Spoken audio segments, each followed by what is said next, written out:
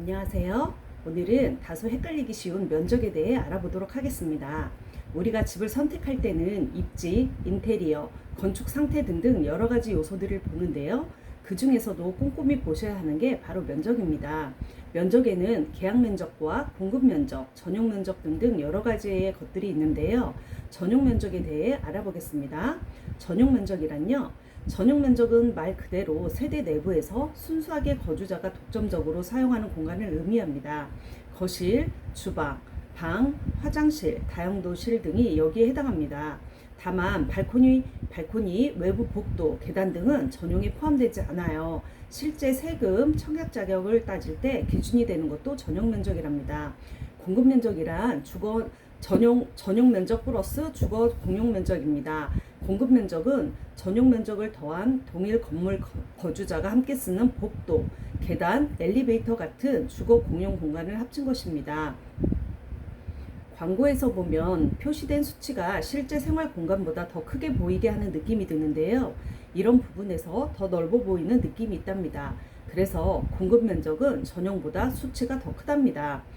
과거에는 분양 홍보 시 공급 면적을 중심으로 표기하는 경우가 많았지만 지금은 소비자가 혼동하지 않도록 전용 중심으로 안내하도록 제도가 바뀌었어요.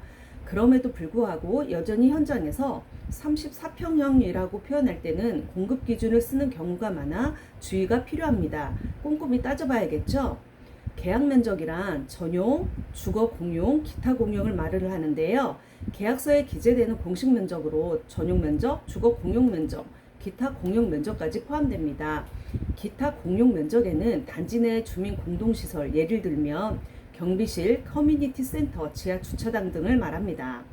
실제 생활에 쓰지 않는 공용까지 포함되므로 계약 면적만 보고 집의 크기를 판단하는 것은 오해를 부를 수 있습니다.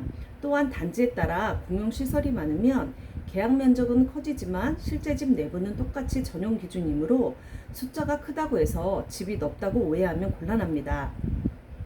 서비스 면적은 분양 시 서비스로 준다는 개념의 면적 부분을 말합니다. 법적으로 분양가에 포함되지 않지만 사용 가능한 공간이에요. 발코니, 테라스, 다락방, 옥탑, 베란다, 일부 팬트리 등이 이에 해당돼요. 특징은 확장 공사를 통해 실제 생활 공간처럼 활용할 수 있어요. 특히 아파트 발코니 확장은 거실과 방을 넓게 쓰는 중요한 요소가 된답니다. 단, 불법 확장이나 구조 변경은 추후, 매매, 세금 문제로 이어질 수 있으니 주의해야 합니다. 일부는 확장 공사로 실내처럼 쓰기도 하나 설계 허가 범위를 넘는 불법 확장은 추후 매매 대출 하자 안전 문제로 이어질 수 있어요. 반드시 도면 허가 범위 확인하셔야 합니다. 아파트는 대체로 60%대 초반에서 70%대 초반 정도, 오피스텔은 구조 특성상 50% 전후로 낮은 경우가 많습니다. 전용률이 높을수록 실제 집이 넓게 쓰이지만 공용시설이 부족할 수 있습니다. 전용 면적은 실제 내 생활 공간을 얘기하고요. 공급 면적은 전용 면적 플러스 같은 동 주민이 나누어 쓰는 면적입니다. 계약 면적은 공급 면적 플러스 단지 전체 공용 공간 지분까지를 포함한 거고요. 서비스 면적은 분양가에 포함되지 않지만 활용 가능한 추가 공간이에요. 즉 34평 아파트라고 해도 실제로는 전용 면적이 25평인 정도인 경우가 많습니다. 그래서 집을 볼 때는 반드시 전용 면적 기준으로 비교하고 발코니 확장 여부까지 확인하는 게 좋습니다. 주택 유형별 포인트를 알아볼까요? 아파트는 전용률이 비교적 높고 발코니 확장 유무가 체감 넓이에 큰 영향을 줘요. 오피스텔은 전용률이 낮고 복도형 설계가 많고요. 숫자만 보면 넓어 보이는데 실제로는 체감이 적다는 느낌이 들어요. 빌라는 건물마다 공용 설계 차이가 커서 전용률 편차가 큽니다. 직접 실측, 도면 확인하는 게 필수예요. 단독 다가구 같은 경우에는 등기와 실제 사용 공간 괴리가 있을 수 있으므로 용도나 허가 상태를 확인하는 게 좋습니다.